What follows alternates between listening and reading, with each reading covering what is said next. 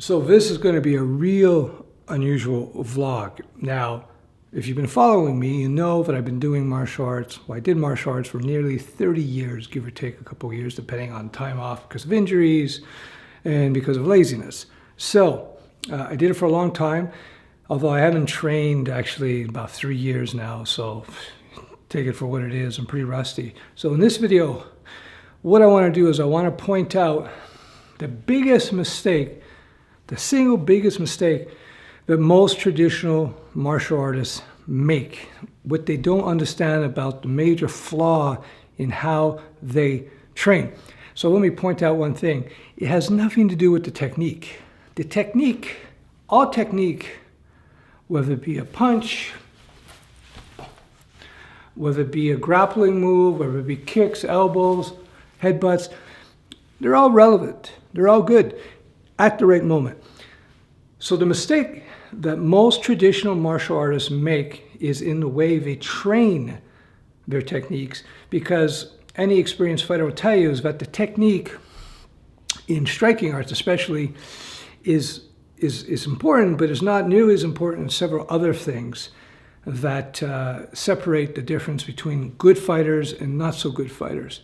Because, and this is something that used to perplex me, was perplexing to me, it confused me when I was much younger, because I had done several arts. Started with judo, like so many people, and then Japanese karate, then Kyokushin karate, which is another Japanese style. Then I did taekwondo, catch kembo. I've done wrestling and boxing, and I've so many other things. So what I noticed is that despite the fact so many styles dispute about how you should throw a punch. Some will say a punch should be thrown like this for power. Some will say, no, that's stupid. You're leaving your head open. A boxer will just go boom like that, and so on and so forth. Now, what I did notice though, even though they contradicted themselves in terms of the basic techniques and body mechanics, they all seem to produce, not all, but you can find good fighters in just about any style with, some exceptions. You can find people who can fight. So that made me realize that the techniques are not so important. It's the training method that is important, right? Since one style says you should punch like this and this style says you should punch like that, but both styles can put together good fighters, if that makes any sense. So the greatest single mistake that traditional martial artists make is assuming that first attack is easily interceptable. See, you see this all the time. Go on YouTube, check out all kinds of videos where, Wing Chun against a boxer, or Taekwondo against this, or it's silly stuff, because what they'll do is they'll say, if a guy throws a punch, and then they'll go, you block, and then you do this, and you do this, and you do this, and you do that, and that kind of stuff. Now, here's the problem with that. Any ring fighter will tell you, any street fighter will tell you, the hard part about a fight, one of the hardest part, is you don't know what they're going to throw. And you don't know if it's going to be a punch, it's going to be a kick, if it's going to be elbow, they might feint and then come in something else. So going, I blocked a punch, or I grabbed a punch, or I block and I hit like that. And they sort of just gloss over that first attack as if, I just deal with the first attack, then I do this. Let me tell you something.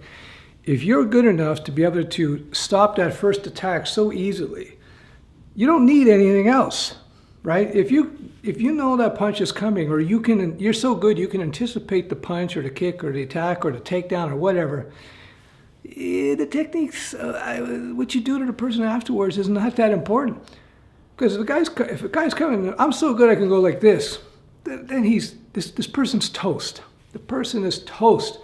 So that's why you saw when the UFC came about, all these traditional martial arts came in and they just got their butts handed to them because they never actually trained how to fight. They trained technique, but that's not fighting. Fighting is learning timing, tactics, body mechanics, mental, physical, conditioning, speed, power, then technique.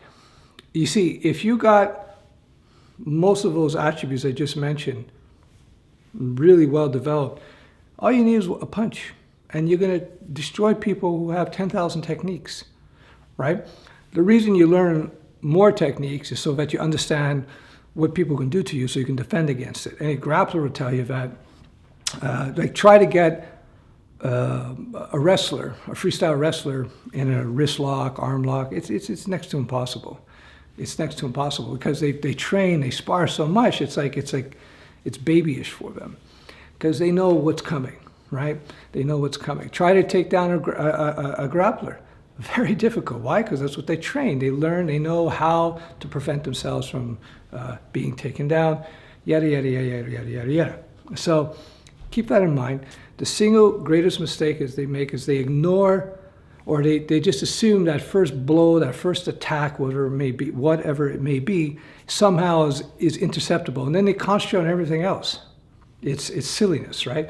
The hardest part is just sort of dealing with that attack. You don't know where it's coming from. It can go low, it can go high, boom, right? You don't know.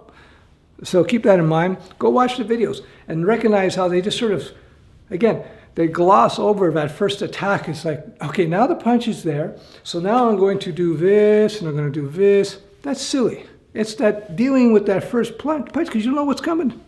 Anyway, that's it. Ciao.